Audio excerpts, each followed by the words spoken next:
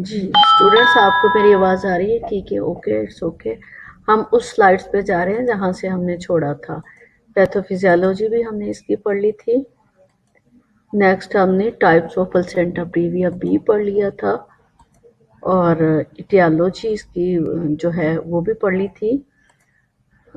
इसके बाद जो है क्लिनिकल फीचर इसमें क्या हो सकते हैं वो भी हमने पढ़ लिया। डायग्नोज कैसे करना है उसको हमने 22-30 वीक से डायग्नोज स्टार्ट कर देनी है। डायग्नोज कैसे, सबसे जो है मेन डायग्नोज उसकी यही है कि पेनलेस वजाइनल ब्लीडिंग होगी, और इसमें डबल वजाइनल एग्जामिनेशन नहीं करना होता। अगर कभी करना पड़ जाए किसी ज़रूरत की वजह से या कोई इमरजेंसी हो तो डबल सेटअप वजाइनल एग्जामिनेशन के लिए डबल सेटअप करते हैं। डबल सेटअप मीन हम ऑपरेशन थिएटर में नंबर 1 लेके जाते हैं, और दूसरी बात कि हम सिजेरियन सेक्शन का अरेंज भी साथ में करते हैं। उसके बाद मैंने प्लेसेंटा प्रीविया की ट्रीटमेंट भी बता दी आप लोगों को, मैनेजमेंट भी बता दी कि प्लेसेंटा प्रीविया हो जाए तो कैसे मैनेज करते हैं। और अब एक्सपेक्टेंट मैनेजमेंट क्या है, यहाँ से हमने स्टार्ट करना था। Allow for further fetal growth and maturation, blood transfusion is given as necessary. चूंकि प्लेसेंटा प्रीविया में जो है, एक तो मैंने आपको बताया कि वहाँ ब्लीडिंग हो जाएगी, और उसी वक्त जो है आईयूडी भी हो सकता है। सिजेरियन सेक्शन करके बच्चे को बचा भी सकते हैं। अगर उसकी टाइप 1 और 2 है तो हम उसको ब्लीडिंग को रोक भी सकते हैं। जैसे मैंने बताया था, ब्लड दे के उसको जो है ना बेस्ट बेड रेस्ट देनी होती है। और दूसरी बात कि हम उसका एच बी सैंपल भिजवाते हैं। जितना ब्लड लॉस हुआ उसके अकॉर्डिंगली हम blood transfusion is given as necessary. जितनी ज़रूरत होगी हमने उसको ब्लड ट्रांसफ्यूजन कर देना। Amniocentesis for fetal lung maturity testing. तो ये एमनियोसेंटिसिस मैंने बताया था आपको कि एमनियोटिक फ्लूइड जो है उसका सैंपल लेके लंग्स मैच्योरिटी के लिए चेक कर लेते हैं कि बच्चे की लंग्स मैच्योरिटी कितनी है। दूसरा सिजेरियन बर्थ करवाते हैं if fetus is thought to be mature। अच्छा, इसमें अगर देखिए, अगर तो वीक्स जो है मेच्योर हो चुके हैं काफ़ी, उस पे फीटस की लंग्स एक्टिविटी हो सकती है। फीटस बाहर आके जो है वो लाइव रह सकता है, ठीक है। तो हम उसको फौरन से सिजेरियन करके निकाल लेते हैं। अगर फीटस ने जिंदा ही नहीं रहना तो हम उसको जो है वजाइनल डिलीवरी भी कर सकते हैं। अगर उसके वीक्स कम है और ब्लीडिंग स्टार्ट हो गई है तो फिर उसको बेचारी को जो है हमें इंसियन देने की ज़रूरत नहीं होती। फिर हम फ़ौरन से वजाइनल डिलीवरी करके ही निकाल लेते हैं, क्योंकि ब्लीडिंग तो ऑलरेडी उसको हो रही है। हम फ़ौरन से उसमें वजाइनल डिलीवरी करवा लेते हैं।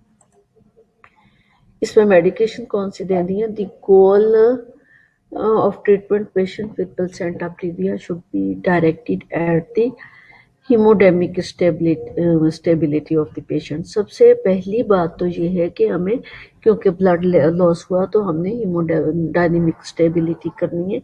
The primary agent should be intravenous crystal and crystallite जो है ट्रांसफ्यूजन देना। जब तक हमारा ब्लड अरेंज नहीं होता उस वक्त तक हमने जो है क्रिस्टलाइट जो है ट्रांसफ्यूजन पे रखना होता है पेशेंट को, जिसमें जेलाफेंडिन और जो जेलाफेंडिन दे सकते हैं, और आईवी में जो है जेलाफेंडिन के साथ साथ जो मेन उस वक्त ज़रूरत होती है उस वक्त हम हार्टमैन सॉल्यूशन, जेलाफेंडिन, ये जो है ब्लड की प्लाज्मा इसमें ज़्यादा होता तो उसको कवरेज देगा।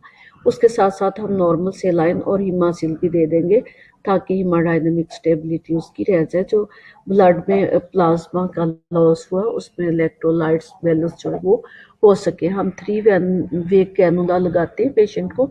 3 वे कैनुला में एक हार्टमैन सॉल्यूशन लगा देते हैं जिसमें प्लाज्मा टाइप होता है, और दूसरी में हम जो है नॉर्मल सेलाइन लगाते हैं ताकि उसके इलेक्ट्रोलाइट बैलेंस रख सकें। तीसरी में हम जो है वो 5% एक्स्ट्रा वाटर देते हैं ताकि जो फ्लूइड बैलेंस उसका नॉर्मल रख सके। ये इन केस ऑफ इमरजेंसी हम ये चीज़ें लगाते हैं। आईवी जो है लाइन उसकी मेंटेन करके, ठीक है। और अगर जो है ठीक हो गया,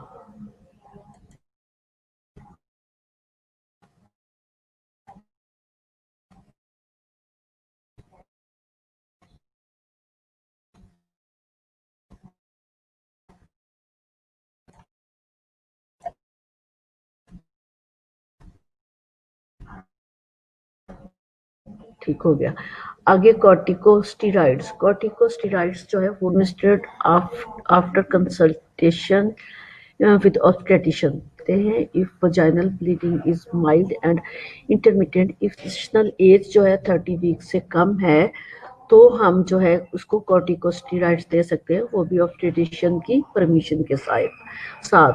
और अगर वजाइनल ब्लीडिंग जो है वो माइल्ड हो रही है, क्योंकि हमने उसको टर्म तक लेके जाना है, इस कॉर्टिकोस्टेरॉइड्स मेडिकेशन क्रिस्टलाइड और जो है फ्लूइड बैलेंस उसका स्टेबिलिटी करके उसको और रेस्ट बेड रेस्ट दे के कोशिश करना है कि पेशेंट जो है टर्म तक चले जाए।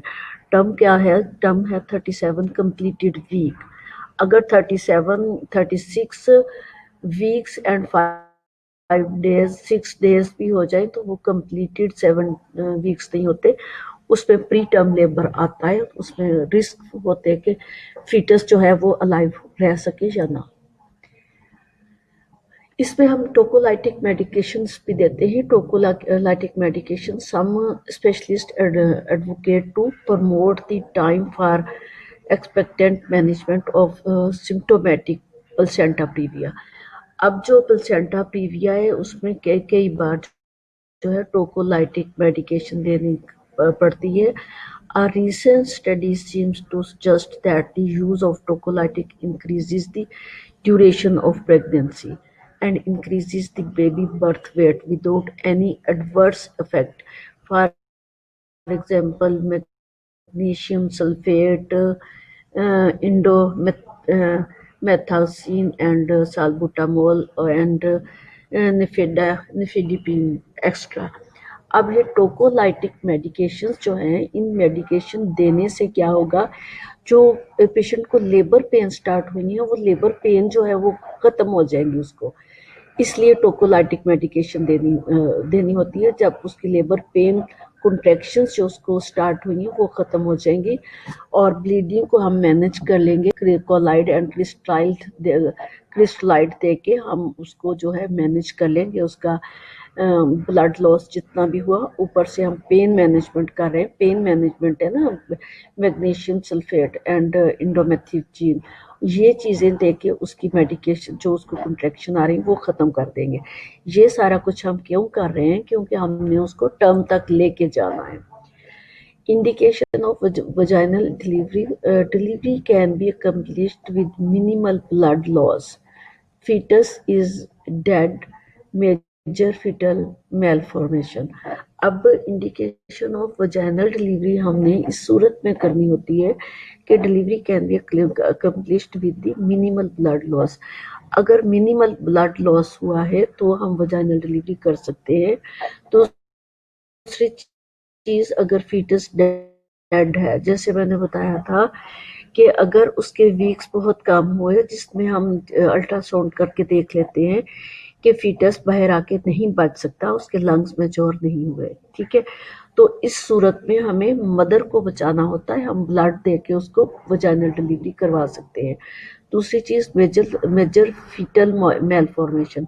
अगर मेजर फीटल मेलफॉर्मेशन है तो उस सूरत में भी बच्चा आके बाहर सर्वाइव नहीं कर सकेगा, क्योंकि उसका अभी टाइम पीरियड भी पूरा नहीं हुआ, या पूरा हो भी गया है तो उसको प्लेसेंटा प्रीविया की वजह से ब्लीडिंग होती रहती थी पेशेंट को और फीटस की मेलफॉर्मेशन रह गई, जिसकी वजह से उसका सर्वाइव करना नॉर्मल नहीं होता, या कोई उस फीटल डिफेक्ट है, कंजेनिटल एबनॉर्मेलिटीज है, तो इस सूरत में इंडिकेशन ऑफ वजाइनल डिलीवरी हो सकता है।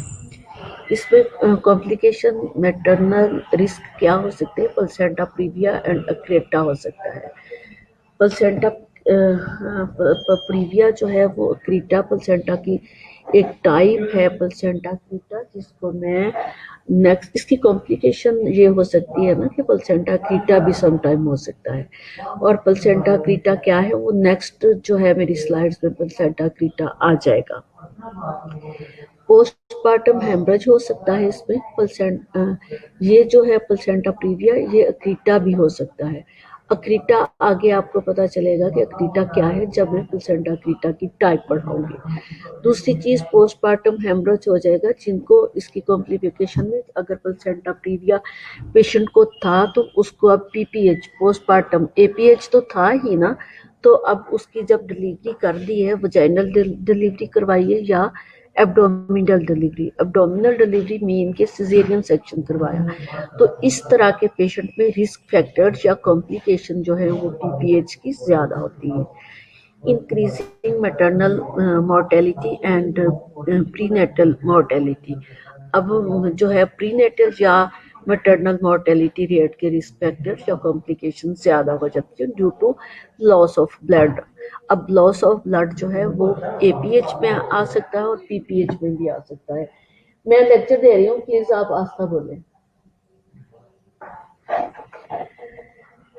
ठीक हो गया, इज इट क्लियर स्टूडेंट्स? अब वो तो थे कॉम्प्लिकेशन मदर की क्या कॉम्प्लिकेशन या रिस्क फैक्टर हो सकते थे। अब ये फीटस के क्या हो सकते हैं, प्रीमेच्योर बर्थ हो सकती है उसकी, एंड प्रीनेटल मोर्टेलिटी 4.2 से लेके 8.1% तक जो है प्रीनेटल मोर्टेलिटी हो सकती है इसकी। अब या फिर प्री मेच्योर बर्थ, अगर प्री मेच्योर बर्थ भी होगी तो इसमें प्रीनेटल मोर्टेलिटी के रिस्क ज्यादा हो जाएंगे। अब प्लेसेंटा प्रीविया हमने पढ़ा, एपीएच हम पढ़ रहे हैं, एपीएच की हमने डेफिनेशन पढ़ी, पैथोफिजियोलॉजी पढ़ी और उसकी काजेस पढ़ी। काजेस में कुछ प्लेसेंटल कॉजेज थी, मैटरनल कॉजेज थी और फीटल कॉजेज थी, जिसमें जो है हम प्लेसेंटल कॉजेज पढ़ रहे हैं जो मेन कॉजेज इसकी, जिसकी वजह से एपीएच होता है। एपीएच में अब जो है सबसे मेन कॉज जो थी वो प्लेसेंटा प्रीविया था।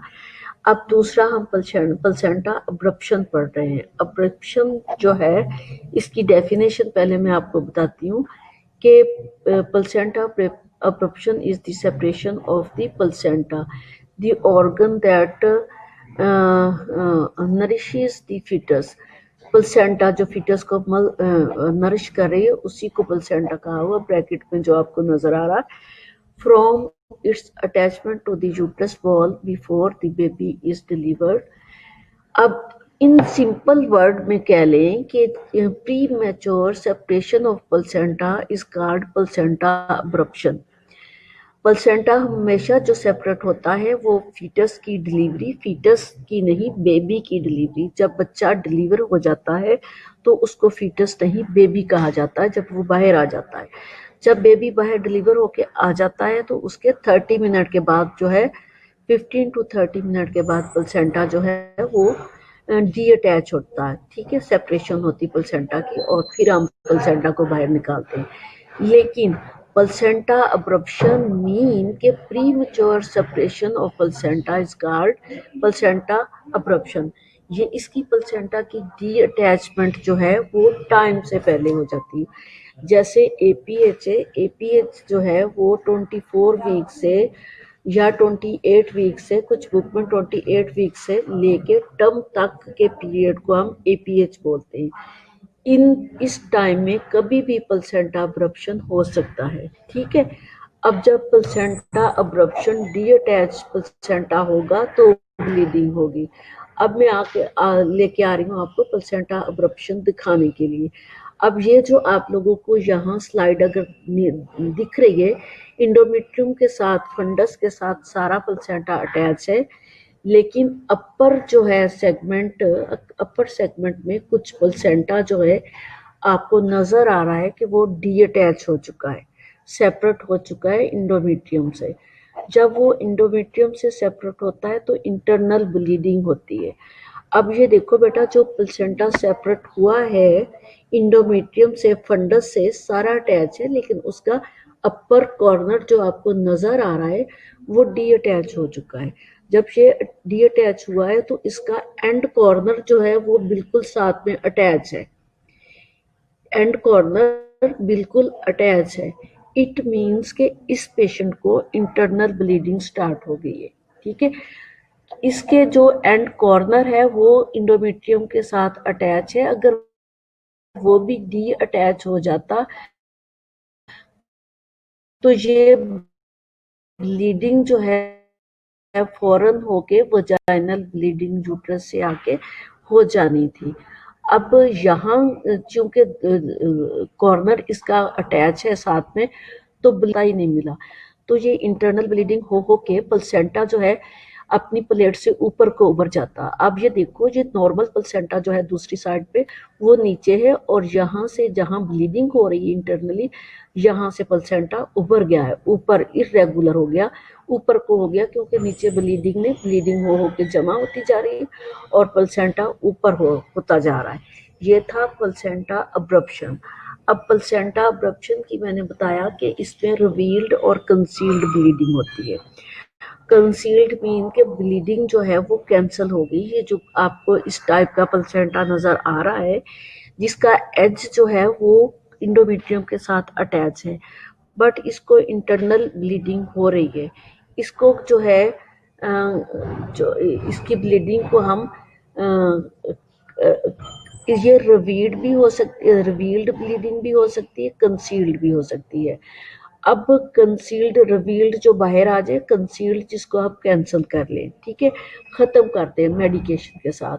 बट उसमें ये देखा जाता है कि हमारी जो है स्पाइरल आर्टरीज जो है वो प्लेसेंटल विलाइस के साथ अटैच है। जैसे मैंने बताया था कि यूट्रस से मोर देन 100 स्पाइरल आर्टरीज आती हैं जो प्लेसेंटल प्लेट अटैच हुई है इंडोमेट्रियम के साथ। इस प्लेट को वी शेप में प्लेसेंटल विलाइस उन आर्टरीज के साथ अटैच हो जाती हैं और ब्लड रिसीव करती हैं। ठीक है, अब देखना ये है कि कितनी आर्टरीज हमें, ये कितना बड़ा जो है डी अटैच हुआ, कितनी आर्टरीज जो है हमारी डैमेज हो चुकी हैं, जो प्लेसेंटा को ब्लड नहीं दे रही। अब यहाँ पे हमने डायग्नोज करना है कि अगर मोर देन हाफ या मोर देन 33% आर्टरीज हमारी डैमेज हो चुकी हैं और वो ब्लड नहीं दे रही। ठीक है, अब यहाँ से हम ब्लड को, अगर ब्लड के क्लॉट्स बन जाए और ब्लीडिंग रुक भी जाए, उसकी शेप खराब हो गई, बट ये जो है एक्सटर्नल ब्लीडिंग नहीं हुई क्योंकि उसको रास्ता नहीं मिला था। अंदर इतना बड़ा क्लॉट देखो, हाफ प्लेसेंटा जो है वो डैमेज हो गया। जब हाफ प्लेसेंटा डैमेज हो गया तो इट मीन्स कि ये बच्चे को पूरा ब्लड सप्लाई नहीं करेंगे और बच्चे के अंदर IUGR हो जाएगा, इंट्रा ग्रोथ रिटार्डेशन, क्योंकि उसको ब्लड नहीं मिल रहा। अगर इसका जो है एज कॉर्नर ऊपर से डी अटैच वो भी हो जाता तो ये सारी ब्लीडिंग जो है वजाइनल ब्लीडिंग हो जानी थी, और उसको हमने क्या कहना था, APH।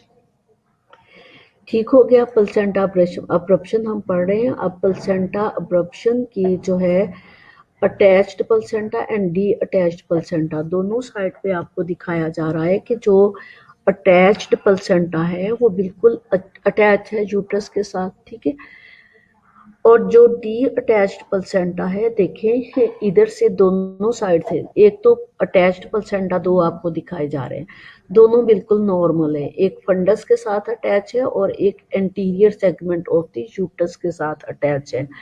और दूसरी तरफ जो अपर साइड पे है डी अटैच्ड प्लेसेंटा, आप ये देखिए ऊपर से सारा प्लेसेंटा एंटीरियर साइड से डी अटैच हो गया है, और उसकी ब्लीडिंग होके उसका एज कॉर्नर जो है वो भी डी अटैच हो चुका है। ठीक है, वो सारी ब्लीडिंग जो है वजाइनल ब्लीडिंग से बाहर आ रही है, तो ये क्या होगा, APH। और दूसरी साइड से जो है वो देखें एज कॉर्नर जो है वो साथ में अभी अटैच है, और प्लेसेंटा जो है वो इंटरनल ब्लीडिंग हो के प्लेसेंटा ऊपर को ऊपर आता है। और इसमें जो है अगर हम ब्लीडिंग को रोकने की कोशिश भी करें तो प्लेसेंटा को, ब्लीडिंग को हमने तब रोकना जब हम अल्ट्रासाउंड से असेसमेंट कर लें, डायग्नोज कर लें कि जो हमारी स्पाइरल आर्टरीज ब्लड सप्लाई कर रही थी वो कितना प्लेसेंटा जो है हमारा डैमेज हुआ। अगर तो इतना डैमेज हुआ कि लेस देन 33 आर्टरीज डैमेज हुई हैं तो इट मीन्स के वो बच्चा सरवाइव कर जाएगा, उसको ब्लड जो है सप्लाई नॉर्मल मिल जाएगी। तो फिर हम उसकी ब्लीडिंग को रोक देना मेडिकेशन के साथ।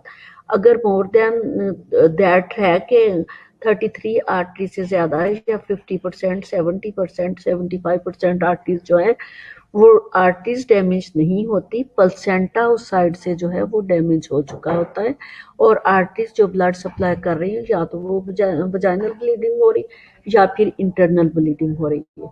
वजाइनल ब्लीडिंग हो रही है तो एपीएच है, इंटरनल ब्लीडिंग हो गई है तो भी उसमें रिस्क फैक्टर है कि बच्चा जो है उसका इंट्रायूट्राइन डेथ हो सकती है, मदर की भी और फीटस की भी। Classification of placenta: external abruption, relatively abruption and concealed। अब कंसील्ड ब्लीडिंग और कंसील्ड एंड रिवील्ड ब्लीडिंग बताते हैं हम। ठीक है, एक्सटर्नल ब्लीडिंग आपको नजर आ रही है कि ये एक्सटर्नल ब्लीडिंग हो रही है, जिसके आगे नंबर 1 पे जो है लेफ्ट साइड पे नंबर 1 पे जो लिखा हुआ है एक्सटर्नल ब्लीडिंग, वहां से आपको नजर आ रहा है कि एक्सटर्नल ब्लीडिंग हो रही है, जो सर्विक्स से रस्ते हुए वजाइना ब्लीडिंग जो है वो हमें विजिबल होगी असेसमेंट में भी। ठीक है, और पेशेंट भी कंप्लेन करेगा, दैट इज एपीएच। दूसरी है रिलेटिवली कंसील्ड अब्रप्शन। अब कंसील्ड अब्रप्शन जो है इसमें ब्लीडिंग हो रही है और इसको हम कैंसल कर सकते हैं।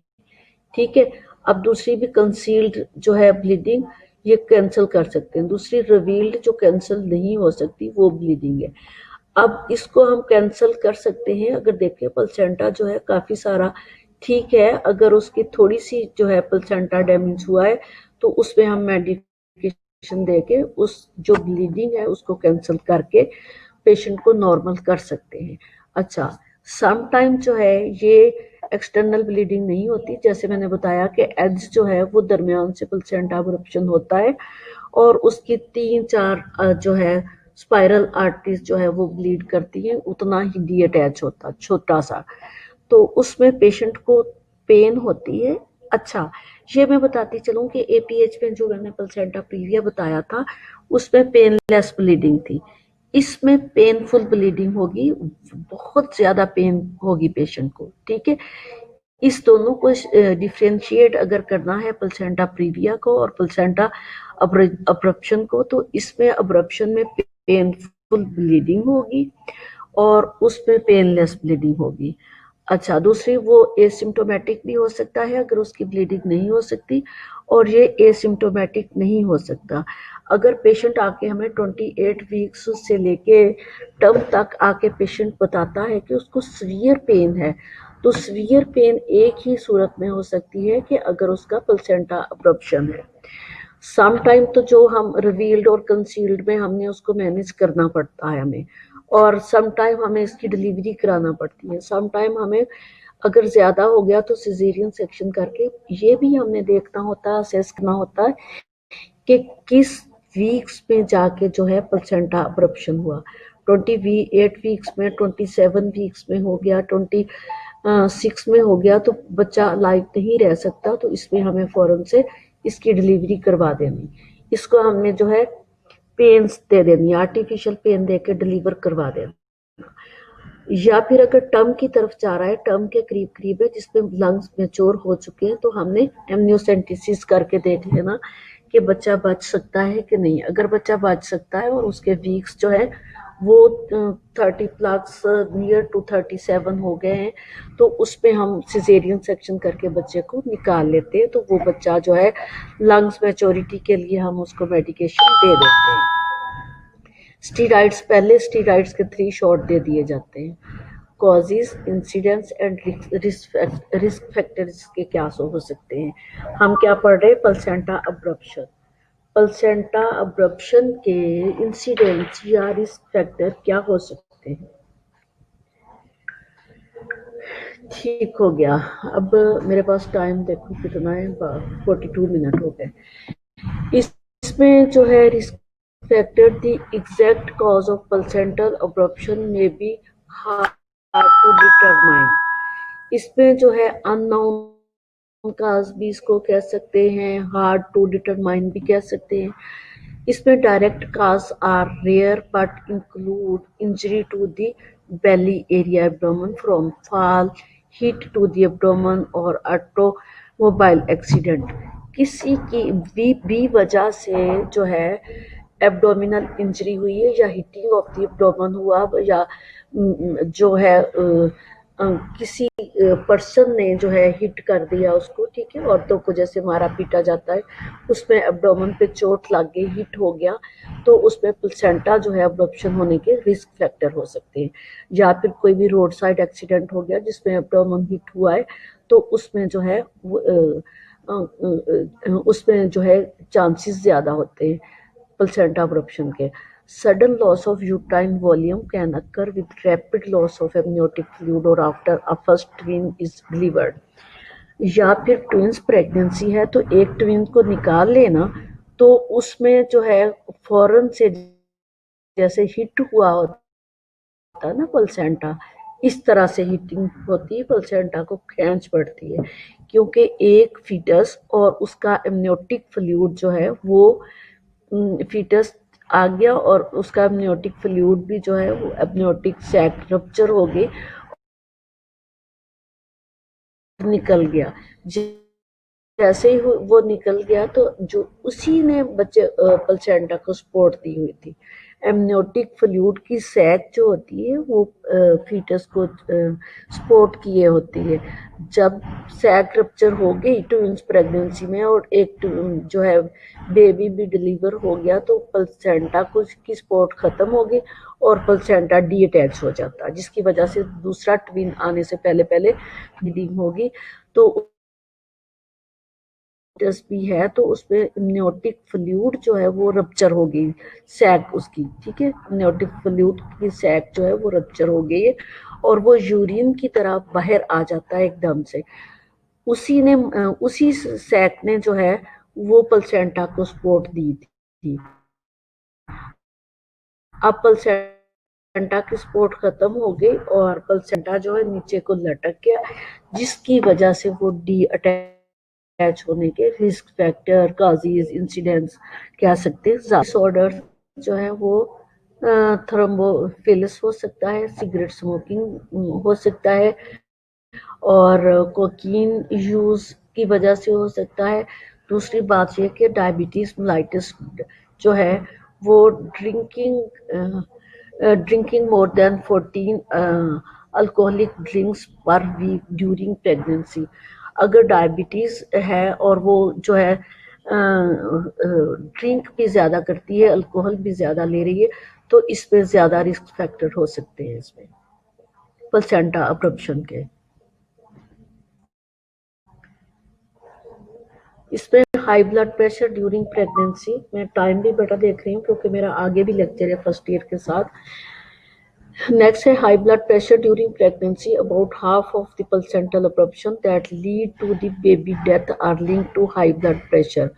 अगर हाई ब्लड प्रेशर की पेशेंट है तो इसमें ज़्यादा चांसेस हो सकते हैं और ये बेबी की फीटस की डेथ करवा सकते हैं, क्योंकि इसमें प्लेसेंटा अब्रप्शन के चांसेस ज़्यादा हो सकते हैं। हिस्ट्री ऑफ प्लेसेंटा अब्रप्शन, अगर पहले प्लेसेंटा अब्रप्शन की हिस्ट्री है तो अब इसमें रिस्क फैक्टर में ज़्यादा आ सकता है। इंक्रीज यूट्राइन डिस्टेंशन में अकर विद मल्टीपल प्रेगनेंसीज और very large volume of the amniotic fluid. अब एब्डोमिनल डिस्टेंशन है, abdominal distension due to twins pregnancy and abdominal distension due to large volume of the amniotic fluid. amniotic fluid जो है ये normal से ज़्यादा अगर हो गया इसको पॉलीहाइड्रोनियाज बोलेंगे, अगर नॉर्मल से कम हो गया तो ओलिगोहाइड्रोनियाज बोलेंगे। अगर पॉलीहाइड्रोनियाज है तो वो किसी वक्त भी रप्चर हो सकती है पॉलीहाइड्रोनियाज, तो इसमें increase risk of placenta abruption हो सकता है। Large number of past deliveries, अगर वो मल्टी पैरस वुमेन, जैसे मैंने कहा था ना, multi multiparous women, multigravida women, उसमें भी ये रिस्क फैक्टर ज्यादा हो सकता है, क्योंकि उसकी इंडोमेट्रियम जो है उसकी थिकनिंग कम होती है, जिसकी वजह से प्लेसेंटा डिटैच जल्दी हो जाता है। ओल्डर मदर का भी ये, क्योंकि उसके यूट्राइन मसल्स जो है वो वीक होते हैं, जिसकी वजह से प्लेसेंटा डिटैच जल्दी हो जाता है। Premature rupture of membrane, the bag of water break before 37 weeks into the pregnancy. अब प्रेगनेंसी में 37 वीक से पहले कभी भी प्रीमेच्योर रप्चर ऑफ मेम्ब्रेन, जैसे मैंने amniotic सैक बताया था, वो रप्चर हो जाए तो हो सकता है। यूट्राइन फाइब्राइड की वजह से भी प्लेसेंटा अब्रप्शन हो सकता है।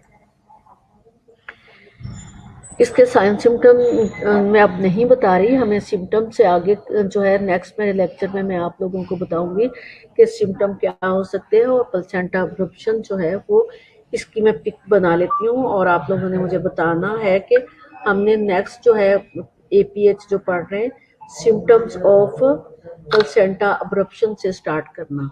ठीक है, अभी मुझे आप लोगों की अटेंडेंस लेनी है, और नेक्स्ट मेरा लेक्चर फर्स्ट ईयर के साथ है। तो बेटा मैं अटेंडेंस ले रही हूँ आप लोगों की।